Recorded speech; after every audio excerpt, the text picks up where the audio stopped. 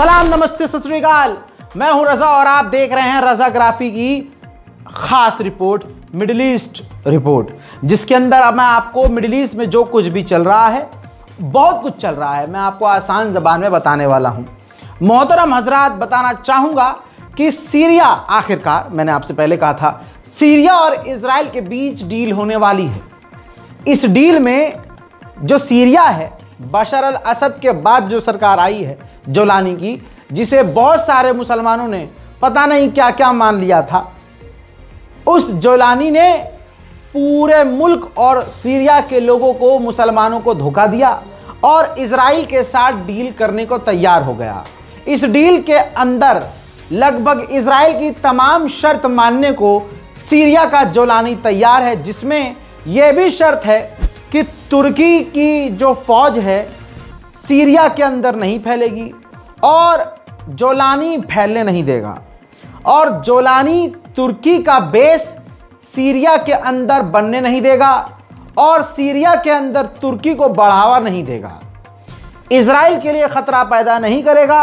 Syria की सरजमीन पर कोई भी फिलिस्तीन के लिए लड़ने वाला नहीं होगा। ऐसी तमाम ऊट पटांग शर्तों को जोलानी यानी सीरिया मानने को तैयार है। लिहाजा आपके हाथ से, मुसलमानों के हाथ से सीरिया पूरा निकल चुका है। वहीं दूसरी तरफ बात करें लेबनान की, तो लेबनान में जो राष्ट्रपति है वो अमेरिका और इजराइल के कहने पर चल रहा है। ये बात मैं लगातार बताता आया हूं। अब क्लियर बात सुनिए, खुद इजराइल ने कह दिया है कि अगर लेबनान की सरकार, जो कि वो सही कर रही है, अगर अपने मकसद में कामयाब होती है, हिजबुल्लाह को हथियार डलवा देती है, उनको पीछे कर देती है, हमारे लिए जो खतरा पैदा हो रहा है उसको अगर खुद ही लेबनान ख़त्म कर देता है, तो हम लेबनान से बाहर निकलने की सोचेंगे।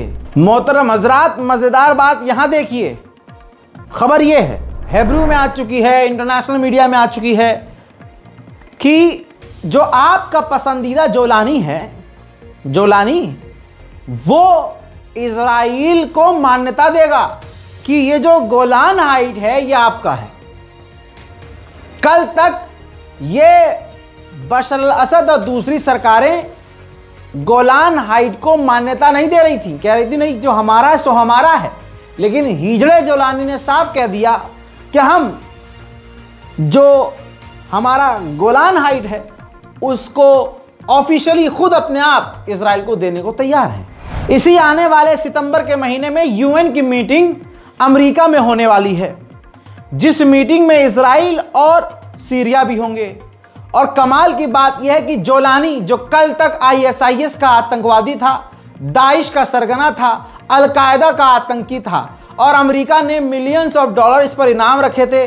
कैसे जज्बात पलटे खुद अमेरिका ने इसके लिए कि अब जो सितंबर में यूएन की मीटिंग होगी उसमें जोलानी एज अ गेस्ट स्पीच देगा।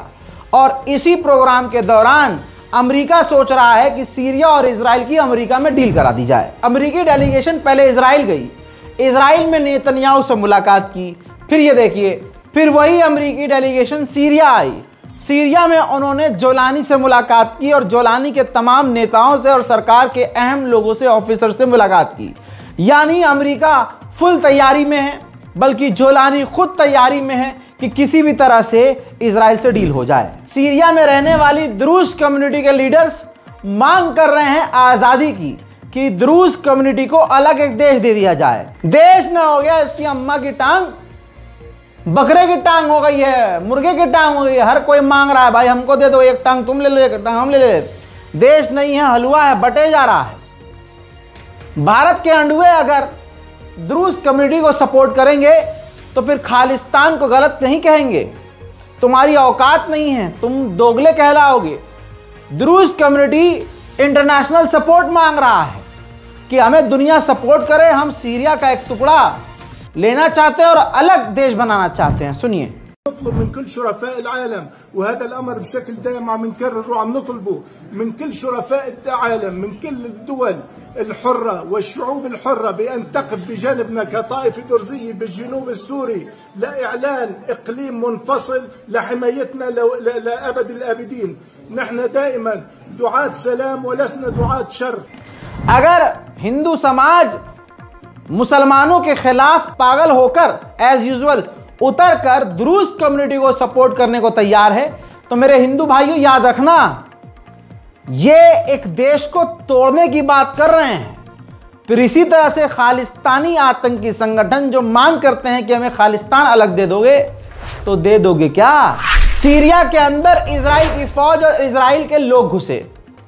जब ये बात सीरिया के लोगों को पता चली तो सीरिया के लोग दौड़कर उस जगह पहुंचे जहां इजरायलियों ने घुसपैठ की थी और नारेबाजी करते हुए उन्हें पीछे खदेड़ा।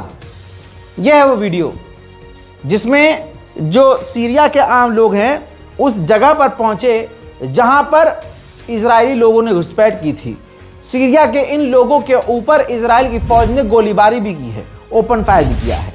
उधर सवादा जो सीरिया का वो इलाका है, वो शहर है जहां पर यहूदी और द्रूज कम्युनिटी के लोग ज़्यादा रहते हैं। वहां आज भी जो द्रूज कम्युनिटी के लोग हैं इजराइल का झंडा लेकर सीरिया के सवादा के इलाके में मांग कर रहे हैं कि हमें आज़ाद किया जाए और इजराइल आकर हमारे मुल्क पर कब्जा करे। देखिए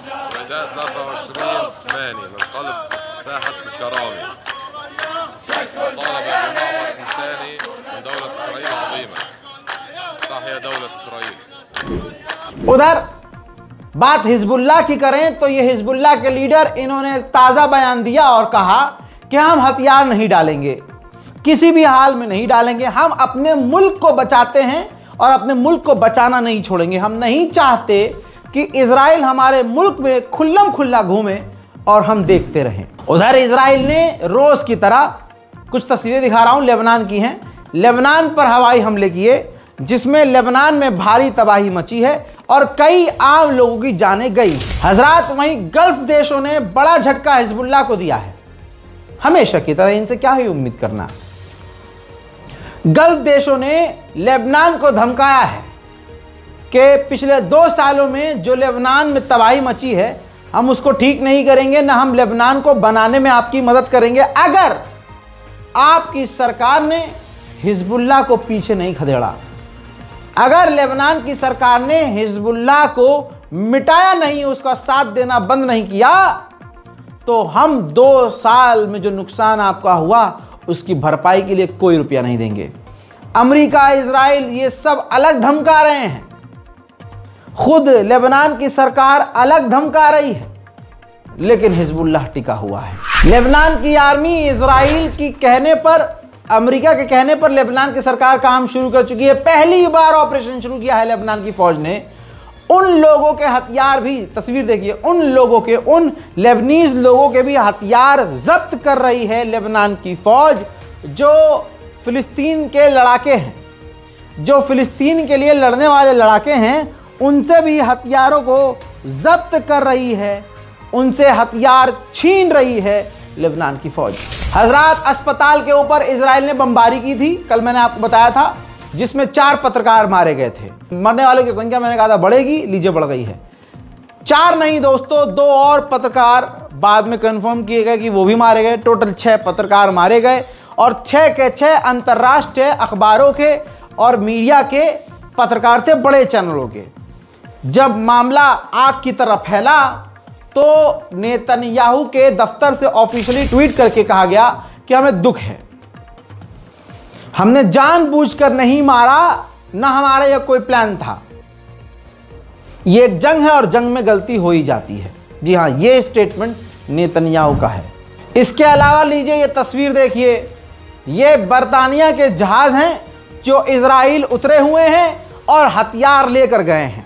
इजराइल को अमेरिका और बर्तानिया और यूरोप के देश हथियारों से पाट रहे हैं। पत्रकारों ने ट्रंप से पूछा कि 20 लोग मारे गए, 4 से 5 पत्रकार गाजा के अंदर कत्ल कर दिए गए, इजराइल के हमले में ये सब हुआ है। तो डोनाल्ड ट्रंप ने साफ कहा कि मैं खुश नहीं हूं कि इजराइल ने पत्रकारों को मारा और ये सब हुआ है। मैं उम्मीद करता हूं कि आने वाले एक दो हफ्ते में डील गाजा और इजराइल की हो जाएगी। देखिए video. Sir, the Israelis bombed a hospital in Gaza that killed 20 people, including 5 journalists. When did this happen? This happened overnight, today. I didn't know that. No. Any reaction to this? Are you Well, going I'm to not talk to happy the Prime about it. Minister? I don't want to see it. At the same time, we have to end that all. वहीं ये तस्वीर देखिए, Israel के जो drone हैं वो लगातार Gaza के सिविलियंस के इलाके में बम गिरा रहे हैं। इजराइल के फाइनेंस मिनिस्टर ने जेरूशलम के मेयर से कहा है कि मैं तुम्हें पैसा दूंगा जितना चाहिए, तुम थर्ड टेंपल यानी बैतुल मुकद्दस को, मस्जिद अल-अक्सा को तोड़कर तीसरा हमारा टेंपल बनाना शुरू कर दो। ओआईसी की मीटिंग जो चल रही है उसके अंदर सऊदी अरब के विदेश मंत्री ने साफ कह दिया है, फैसल ने, कि इजराइल जो जेनोसाइड कर रहा है गाजा के अंदर उसे बंद करना होगा और इजराइल जो ग्रेटर इजराइल का ख्वाब देख रहा है हम उसके खिलाफ हैं और नेतन्याहू का ये प्लान खतरनाक है।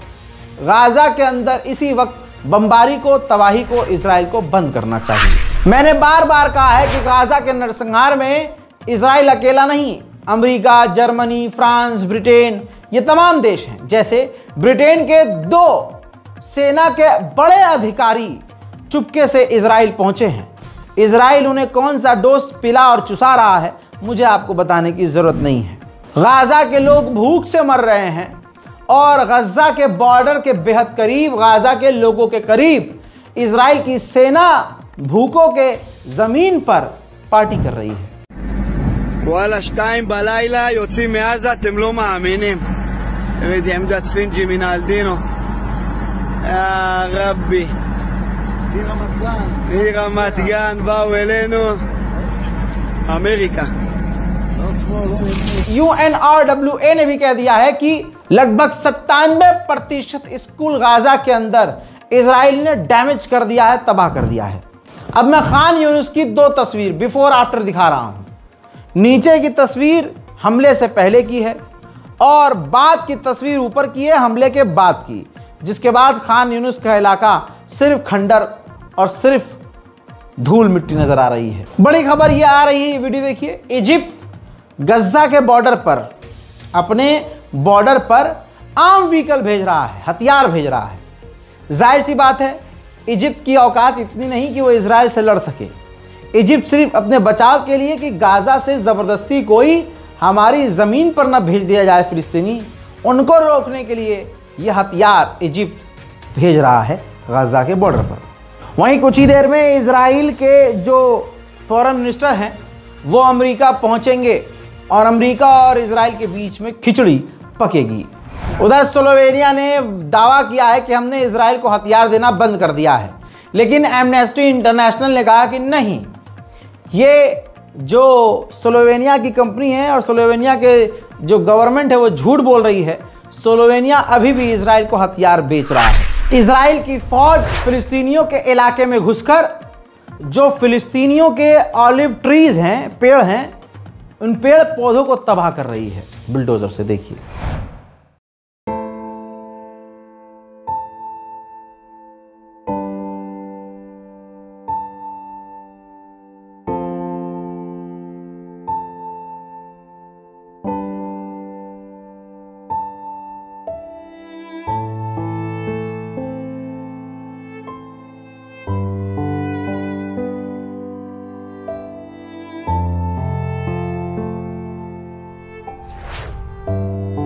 उधर बैतुल मुकद्दस में अब तक ये पूजा पाठ कर रहे थे, अब ये वहां जाकर हॉर्न बजा रहे हैं, फिलिस्तीनियों को उकसा रहे हैं, मारपीट तो रही हैं और हजारों लाखों की तादाद में रोज यहूदी अब बैतुल मुकद्दस में जा रहे हैं।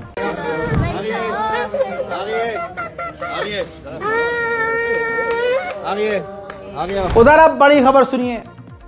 यमन के हूथी संगठन ने इजराइल के ऊपर मिसाइल दागी। ये वो वीडियो है, अलग से नहीं दिखा सकता हूं, माफ कीजिएगा।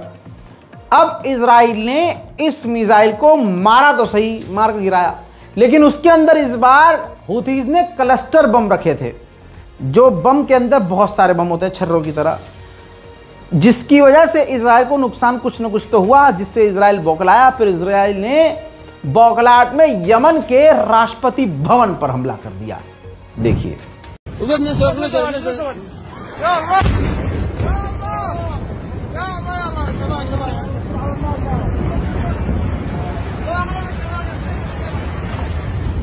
يا الله يا الله الحمد شركة النفط الآن تضرب شركة النفط الآن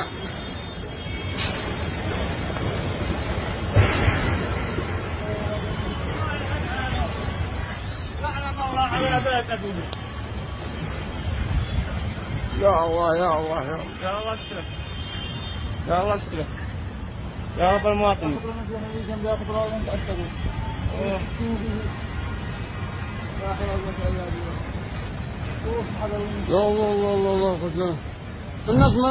आज सही और गलत चुनना आसान है, लेकिन सही के साथ जिगर वाला है बस। नेदरलैंड के विदेश मंत्री आपके सामने हैं। ये नेदरलैंड के विदेश मंत्री थे, इन्होंने रिजाइन दे दिया है। पता है क्यों ठुकरा दिया? इन्होंने कहा कि मेरी सरकार क्योंकि इजराइल को बैन नहीं कर रही थी, इजराइल के साथ काम कर रही थी और इजराइल के खिलाफ एक्शन नहीं ले रही थी, और इजराइल सरासर गलत कर रहा है, नरसंहार कर रहा है, जो भी उन्होंने बोला।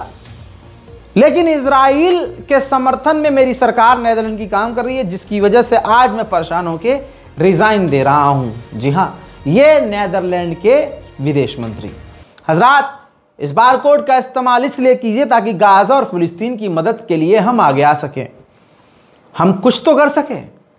इस रिपोर्ट को शेयर जरूर कीजिए, अपनी राय कमेंट में लिखिए और रिपोर्ट को शेयर करते हुए हमारे चैनल को खुद सब्सक्राइब कीजिए भी और दूसरे से करवाइए भी।